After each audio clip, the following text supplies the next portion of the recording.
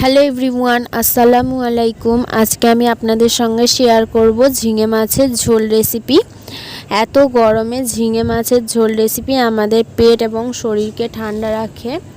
আজকের রেসিপির জন্য মা প্রথমেই 4 পিস কাতলা মাছের পেটি ভেজে নিচ্ছে।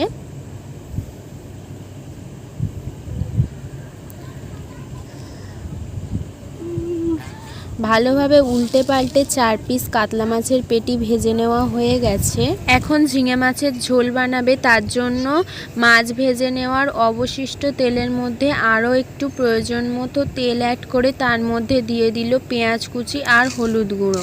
পেঁয়াজ কুচি আর হলুদ গুঁড়োটা দিয়ে হালকা নেড়ে ছেড়ে দিয়ে দিচ্ছে আগে থেকে কেটে ধুয়ে রাখা ঝিঙে আর আলু।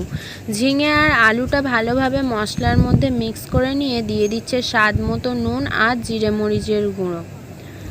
নুন আর জিরে মরিচের গুঁড়োটা ভালোভাবে মিক্স করে নিয়ে দিয়ে দিচ্ছে কাঁচা লঙ্কা। তারপর ঝিঙেটা আবারও ভালোভাবে মিক্স করে নিয়ে দিয়ে দিচ্ছে থেঁতানো রসুনটা দিয়ে ঝিঙেটা ভালোভাবে নেড়ে চেড়ে কড়ার ঢাকনা চাপা দিয়ে রাখছে।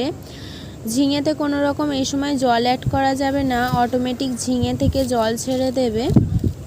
কয়েকবার চাপা দিয়ে ঝিঙেটা ভালোভাবে কষিয়ে নেওয়া হয়ে গেলে তারপর পরিমাণ মতো জল অ্যাড করে দিয়ে দিচ্ছে আগে থেকে ভেজে রাখা 4 পিস মাছটা দেওয়ার পর আবারও ঢাকনা চাপা দিয়ে দিচ্ছে।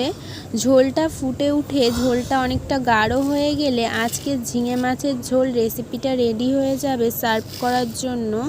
আজকের রেসিপিটা যদি আপনাদের ভালো লেগে থাকে, হাবিবার রান্নাবাটি চ্যানেলটিকে সাবস্ক্রাইব করে অল নোটিফিকেশান অন করে রাখবেন। ফিরে আসবো আবারও নেক্সট কোনো রেসিপি নিয়ে। সম্পূর্ণ রেসিপিটা দেখার জন্য ধন্যবাদ।